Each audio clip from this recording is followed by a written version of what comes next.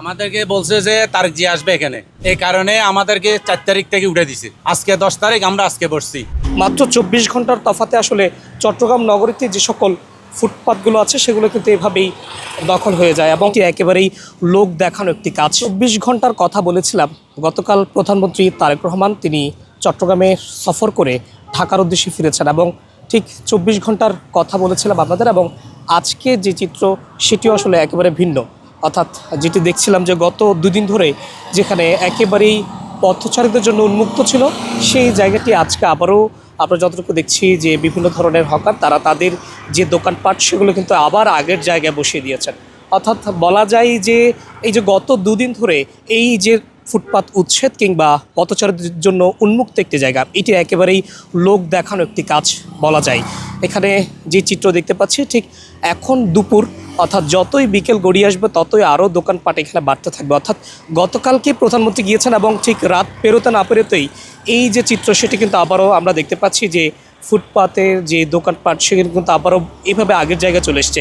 গত দুদিন আগে আমি একটি প্রতিবেদন করেছিলাম যেখানে আপনাদেরকে দেখিয়েছিলাম যে মাত্র 24 ঘন্টার তফাতে আসলে চট্টগ্রাম নগরীতে যে সকল ফুটপাতগুলো আছে সেগুলো কিন্তু এভাবেই দখল হয়ে যায় এবং শুধুমাত্র গতকালকে পথচারীদের জন্য উন্মুক্ত ছিল গত দুদিন, এবং ঠিক মূলত এই যে 24 ঘন্টার তফাতে আবারও যেই আগের চিরচেনা দৃশ্য সেটিও কিন্তু আসলে পাল্টাতে শুরু করেছে। আমরা এখানে যতটুকু এখানে অনেকেই আছেন, মূলত গত দুদিন তো মনে হয় আপনারা বসতে পারেন নাই। গত 2 দিন 8 দিন আমরা বসতে দেয় নাই। আমরা তো ফ্যাট খাওয়া মানুষ, আমরা কই যাব? এই যে তারা কি বলেছে, আপনারা যে বসতে পারেন নাই, তারা আপনাদেরকে কি বলেছে, আসলে কেন বসতে পারবেন না?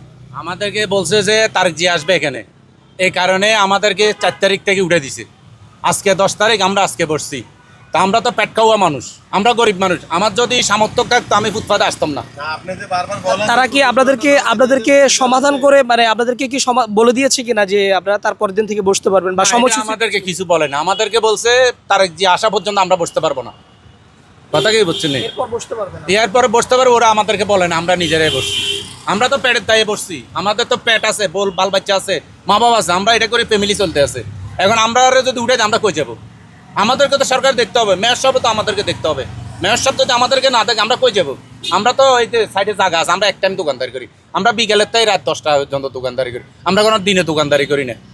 এতে আমাদের এখানে কোনো যানজট হয় না, এখানে রাস্তা দেখেন কত বড় রাস্তা আছে, ক্লিয়ার আছে। তা আমাদেরকে যদি না আসে আমরা কই যাবো বলেন ভাই? দর্শক, যেটি শুনছিলাম যে তারা যেমনটি বলছিলেন, এখানে আসলে যারা দোকানপাট করে তারা বেশিরভাগই মধ্যবিত্ত আয়ের, এবং আরেকটি বিষয় তারা যেটি বলছিলেন যে তাদেরকে প্রায় 4 দিন তারা এখানে দোকান বসাতে পারেননি। তাদেরকে বলা হয়েছিল যে প্রধানমন্ত্রী তারেক রহমান যেহেতু আসবে সেই কারণে তিনি আসলে তারা এখানে যারা দোকানপাট করছিলেন তাদেরকে সমসাময়িকের জন্য তাদেরকে বলা হয়েছে যে তারা যাতে এখানে দোকান না বসায়।